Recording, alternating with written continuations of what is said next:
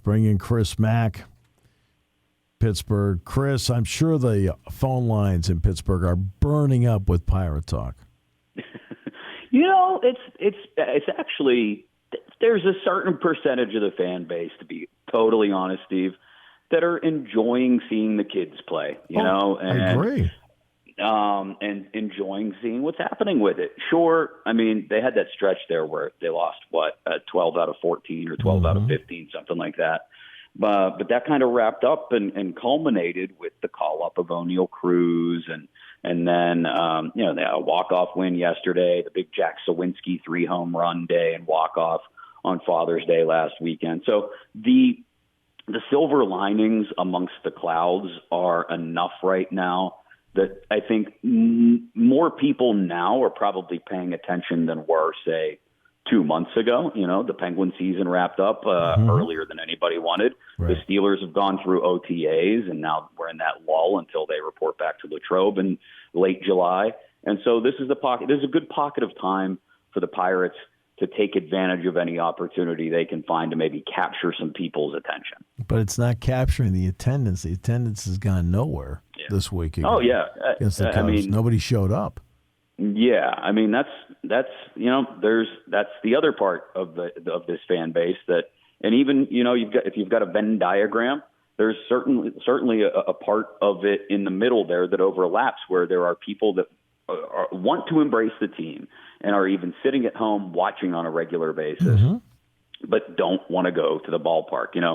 I was talking to another dad at one of my daughter's softball games a few weeks ago, and I got the same thing I get from a lot of people, which is, until they pour the money in, I'm not going to pour my money in. And so that's still the prevailing feeling from those fans that are not showing up at the ballpark. They're going to wait.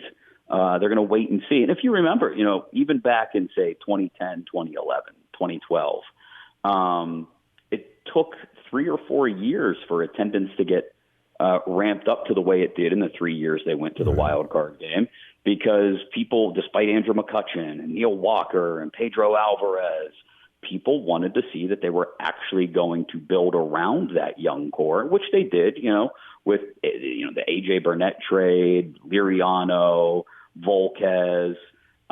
They did build around those guys, around Garrett Cole and McCutchen, and made the most of it for 2 or 3 years before they stopped with that strategy, somewhat inexplicably.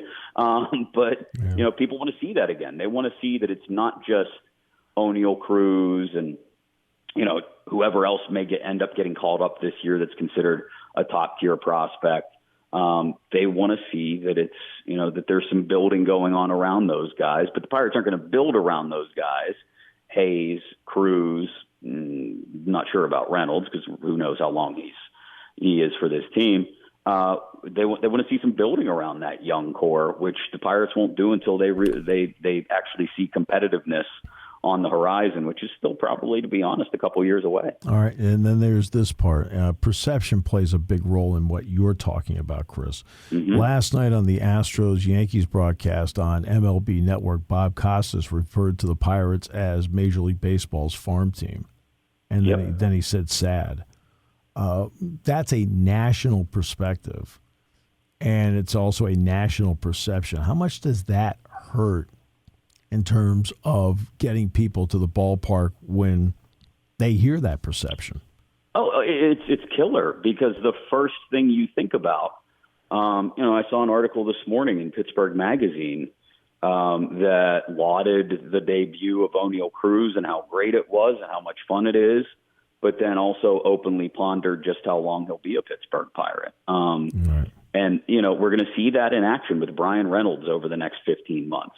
If he is not traded this summer, I'd be flabbergasted if he isn't traded by next year's deadline, because he'll be nearing arbitration, and this team still won't be contending for a playoff spot. So do you need a 27 or 28-year-old Brian Reynolds if he's not a part of the young core? And if you can bolster what is a pretty thin pool of pitching prospects by dealing a guy like that. And that's always going to be the problem, is that as long as the next best thing is only your best thing for a few years and then you've got to kiss them goodbye, it's going to be hard for people to fully emotionally invest. Well, which this also happens at the same time that Aaron Judge settled his arbitration with the Yankees for like midway. It's like $19 million. But it's only a one-year deal, which means Judge, who appears to be determined to go to free agency, is going to be on the market. Judge, if he is healthy, and that's always an if with him, if he's healthy, could put together the kind of monster year of potentially 60 home runs and so forth. And he's going to get one of those 7 to 10-year contracts that could be worth upwards of $250 to $350 million. Yeah. Of course, the Pirates will not compete for that. But the Yankees might retain him, and here's the reason why. Because they're willing to give second contracts, and the Pirates, they don't give second contracts. They don't do it. They don't try to keep the band together. No, and the few instances where you do see them do something like that, there's certainly not a third contract. Again, I'll use McCutchen as the example. Andrew McCutchen got a second contract and was moved by the time that contract had a little more than a year left on it. And look, to be honest, when you look back on that deal in hindsight, it's a good deal. It's a good deal. They got Brian Reynolds out of that deal. Right. But I think that the thing that people have to understand, or at least the Pirates maybe I wish would understand better, is we would, as fans of this team, rather watch them lose 100 games with a bunch of overpriced guys that we love who aren't as good as they once were, rather than a bunch of no-name vagabond journeymen who are playing on cut-rate salaries, which is inevitably a part of the cycle when you dispatch with the McCutchens and Coles, Right. Now, understandably, it's the owner's prerogative. He would rather not do that, but I think you would see more people, to your point in talking about the attendance, more people would be inclined to go watch a 100-loss team if they at least had a relationship built with the players who were losing 100 games. That's a great point, because the way the Pirates are run, you don't get attached to anybody. Right. It's much like, I'll make this comparison. It's a little unwieldy, somewhat apples to oranges, but because the Steelers win all the time. But the Steelers decided last year, Art Rooney decided against his GM's and his coach's better judgment that he was going to hang in with the quarterback because the quarterback was the face of the franchise. Now, again, the Steelers win on a regular basis. Right. They've never been a poverty franchise. Sure. They're in a capped league, all those things. So that's where it's apples and oranges. Sure. But the decision was made that, hey, we're going to stick with Ben, results be damned. Even though we have a young quarterback that we'd like to find out more about, even though we could go a different route if we wanted to. And so the Pirates are just never going to do that. You look around the league and you see all the names that are still playing from those wild card teams. And there are still a fair number out. Garrett Cole still pitching well. Andrew McCutchen still playing for the Brewers. You see those names out there and you say, man, yeah, they'd be incredibly overpriced right now, or at least McCutchen would be based on his results. But shoot, wouldn't it get more people to show up to the game if they knew that guy was only going to play in one jersey for his entire career? Meadows, Glasnow, Clay Holmes. Oh, gosh. Yeah. Right, go on and on and on. I think about the guys that came through here. Holmes came through here. Glasnow came through here through State College. Yeah. So is it too early for anybody on your show to debate the quarterback situation for the Steelers? I know Pickett, never. Pickett signed this week. So tell me, if you're doing an informal fan poll just based on your calls, who's winning? Well, look, I think a lot of fans are impatient to see what Kenny Pickett can do, but I also think an equal number of fans understand that he's not going to start the year as their number one. He's just not. The Steelers are going to be very patient. I think they're going to give Mitch Trubisky, I believe, every chance to win the job. I think he would have to fall flat on his face in order to lose the job. I think with Trubisky, there's always a risk that you're going to get a clunker or two. If those clunkers come back to back somewhere in the middle of the season, especially before the bye week, then, hey, all of a sudden it creates a natural progression for us to throw Kenny Pickett in there. If we're, 3-6 and Trubisky's been stinking the joint up and we've got a bye week and we can get Pickett up to speed, that would make a ton of sense. But as long as they're within a game or two, and they seemingly always are. I think in Mike Tomlin's history, they've played one regular season game where they were eliminated from playoff contention. Right.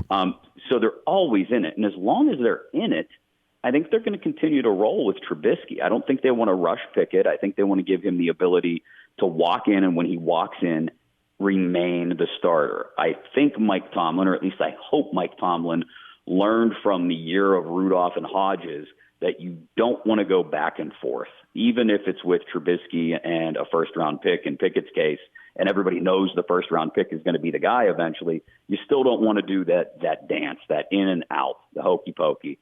When you finally go to the first-round draft pick, you want him to remain the guy so that it doesn't become a case now of toying with his confidence and his development. That's where I lost a little confidence in some Steeler fans when they told me, I think Duck Hodges is pretty good. I'm like, oh, what? I lost a little confidence in some members of the fan base on that. Like, okay, you and your heart are doing just fine. You got to start using your eyes and your mind a little bit. All right. Yeah. Look, I do think there's something to be said for Pickett anyway, of the expectations. Oh, sure. He's the first round pick. He's a pit kid. Well, the expectations are going to be unwieldy, I think, though, for some people, especially hardcore fans who look at Kenny Pickett and an ACC championship and all that, and they're going to expect that when he takes his first few NFL snaps, he's going to pick right up where he left off. This isn't the Coastal Division of the ACC, though, guys. Yeah.